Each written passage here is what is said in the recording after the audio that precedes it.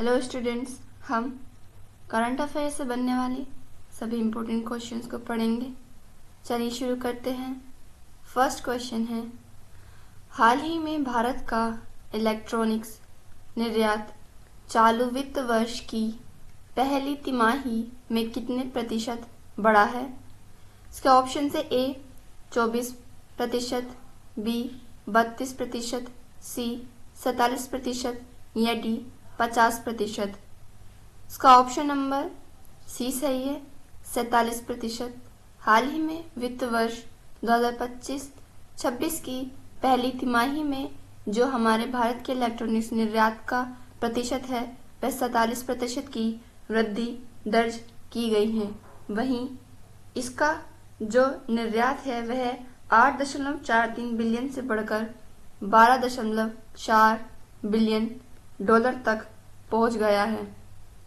हाल ही में भारत के इलेक्ट्रॉनिक्स निर्यात की 47% की वृद्धि दर को हमारे केंद्रीय व वाणिज्य उद्योग मंत्री पीयूष गोयल ने घोषित किया है।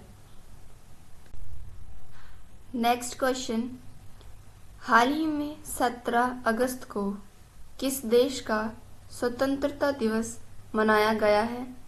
इसके ऑप्शन से ए बहरीन, बी इंडोनेशिया, सी दक्षिण कोरिया या डी जापान। इसका ऑप्शन नंबर बी सही है, इंडोनेशिया। इंडोनेशिया 17 अगस्त 1945 को आज़ाद हुआ था। तभी से जो है इंडोनेशिया 17 अगस्त को अपना स्वतंत्रता दिवस मनाता है।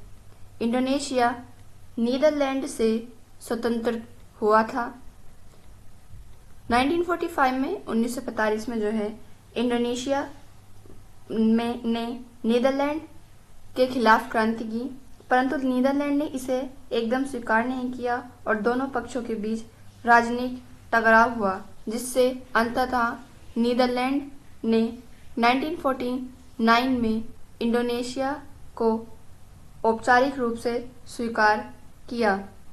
वहीं 17 अगस्त 1945 को जो है सुकर्णो और मोहम्मद हट्टा ने इंडोनेशिया की स्वतंत्रता की घोषणा की थी।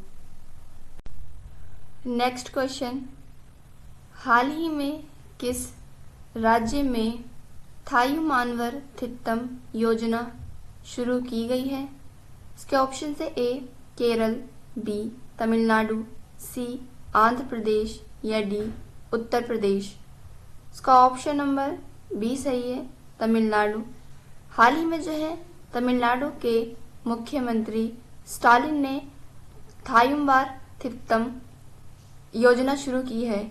इस योजना के अंतर्गत तमिलनाडु में आने वाले 21.7 लाख बुजुर्ग जिनकी आयु 70 वर्ष से ऊपर है और तमिलनाडु में आने वाले विकलांग को डोर टू डोर डिलीवरी सुनिश्चित करना है। इस योजना के अंतर्गत जो है 1.28 लाख विकलांग व्यक्तियों को लाभान्वित किया जाएगा। वहीं यह योजना सार्वजनिक वितरण प्रणाली तमिलनाडु में स्थित लगभग 34,809 राशन की उचित मूल्य दुकानों पर लागू किया जाएगा। राशन की दुकानों से आवश्यक वस्तुएं हर महीने के दूसरे शनिवार और रविवार को लाभार्थियों के घर तक पहुंचाई जाएंगी। नेक्स्ट क्वेश्चन, हाल ही में जुलाई माह में भारत से अमेरिका को निर्यात कितने प्रतिशत बढ़ा है? इसके ऑप्शन से ए 15%, बी 25%, सी 20% या डी 50%। इसका ऑप्शन नंबर सी सही है, 20%। हाल ही में अमेरिका को निर्यात में भारत का जो प्रतिशत है वह 20% बढ़ा है। यह लगभग 33.53 बिलियन डॉलर के करीब का निर्यात ज्ञात किया गया है। इस महीने में अमेरिका भारत का सबसे बड़ा व्यापारिक भागीदार रहा। कुल मिलाकर भारत का निर्यात जो है वह 21.64% बढ़कर $10.53 बिलियन का हो गया है। नेक्स्ट क्वेश्चन, हाल ही में ऑस्ट्रेलिया ओपन ताइक्वांडो चैंपियनशिप में रूपा बेयोर ने कौन सा पदक जीता है? इसके ऑप्शन है ए स्वर्ण, बी कांस्य, सी रजत या डी इनमें से कोई नहीं। इसका ऑप्शन नंबर बी सही है, कांस्य। हाल ही में रूपा बेयोर ने ऑस्ट्रेलिया ओपन ताइक्वांडो चैंपियनशिप में कांस्य पदक जीता है। यह चैंपियनशिप ऑस्ट्रेलिया में 17 से 14 अगस्त के बीच में आयोजित की गई। रूपा बेयोर ने Australian open WTA G2 international taekwondo में, जो कि 18 से 30 वर्ष के वर्ग में हुआ है, इसमें कांस्य पदक जीता है। रूपा बेयोर ने लगातार तीसरी बार पदक जीता है और इन्होंने यह उपलब्धि हासिल करने वाली पहली भारतीय एथलीट बनती हैं। नेक्स्ट क्वेश्चन, हाल ही में हॉक सिस्टम लागू करने वाला तीसरा राज्य कौन बना है? इसके ऑप्शन से ए तमिलनाडु, बी केरल, सी कर्नाटक या डी बिहार। इसका ऑप्शन नंबर ए सही है, तमिलनाडु। तमिलनाडु तीसरा राज्य बन चुका है जिसने अपने राज्य में हॉक प्रणाली को लागू किया है। हॉक प्रणाली क्या है? तो हमारी हॉक प्रणाली की फुल फॉर्म है होस्टाइल एक्टिविटी वॉच कर्नल।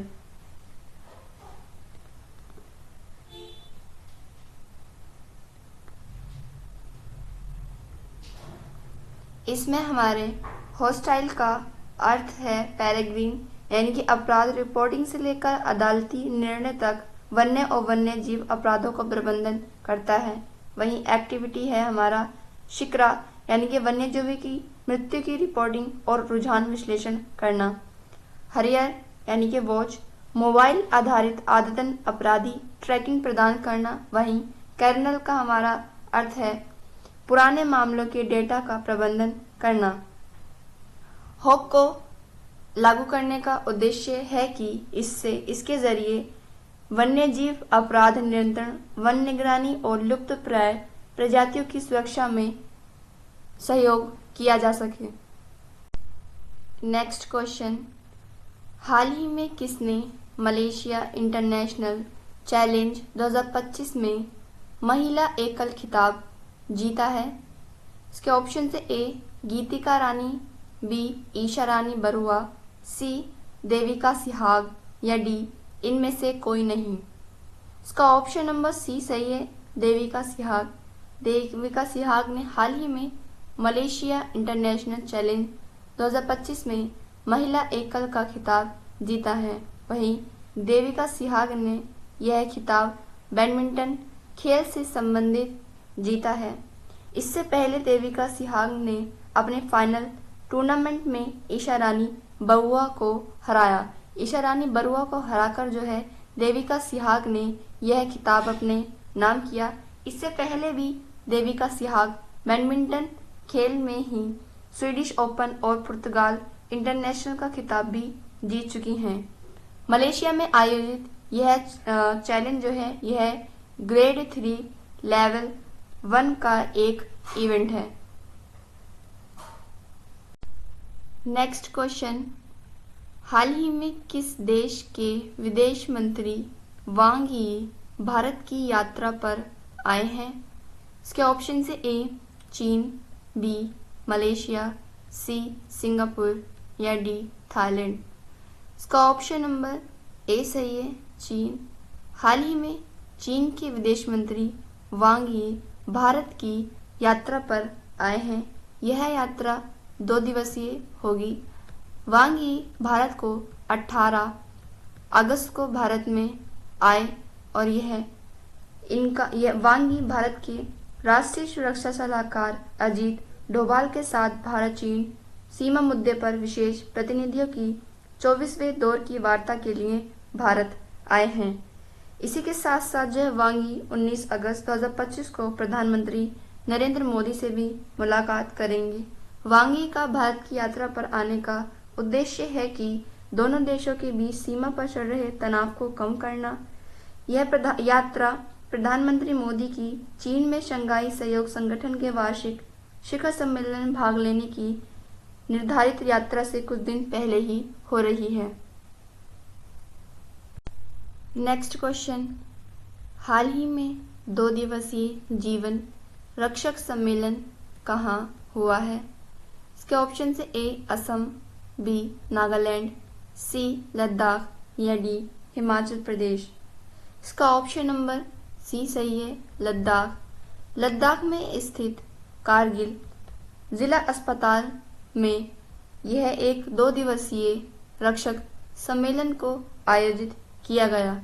इस सम्मेलन को आयोजित करने का उद्देश्य है कि हम सभी जानते हैं कि कारगिल की जलवायु और भूगोल के कारण कारगिल के इस जिला अस्पताल में समय पर चिकित्सा सहायता मिलना बहुत ही मुश्किल होता है, जिस कारण इस सम्मेलन को मकसद डॉक्टरों और मेडिकल स्टाफ को आपातकालीन स्थितियों से निपटने के लिए प्रशिक्षित करना है। वहीं इस बार मनाए गए इस जीवन रक्षक सम्मेलन का विषय था जीवन रक्षा में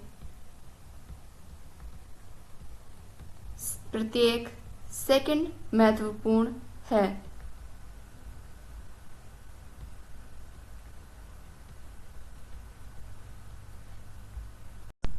नेक्स्ट क्वेश्चन, हाल ही में किस राज्य के राज्यपाल को उपराष्ट्रपति पद के लिए उम्मीदवार घोषित किया गया है? इसके ऑप्शन से ए ओडिशा, बी महाराष्ट्र, सी छत्तीसगढ़ या डी गुजरात। इसका ऑप्शन नंबर बी सही है, महाराष्ट्र। महाराष्ट्र के राज्यपाल सीपी राधाकृष्णन को जो है हाल ही में उपराष्ट्रपति पद के लिए उम्मीदवार घोषित किया गया है। हाल ही में यह घोषणा बीजेपी अध्यक्ष जेपी नड्डा जी ने की है। वर्तमान में सीपी राधाकृष्णन जो हैं यह महाराष्ट्र के राज्यपाल के पद पर नियुक्त है। यह फैसला बीजेपी संसदीय बोर्ड की बैठक में लिया गया है, जिसमें प्रधानमंत्री नरेंद्र मोदी भी मौजूद थे। राधाकृष्णन वर्तमान में महाराष्ट्र के 24वें राज्यपाल के रूप में कार्यरत हैं। यह पद उन्होंने 31 जुलाई 2024 को संभाला था।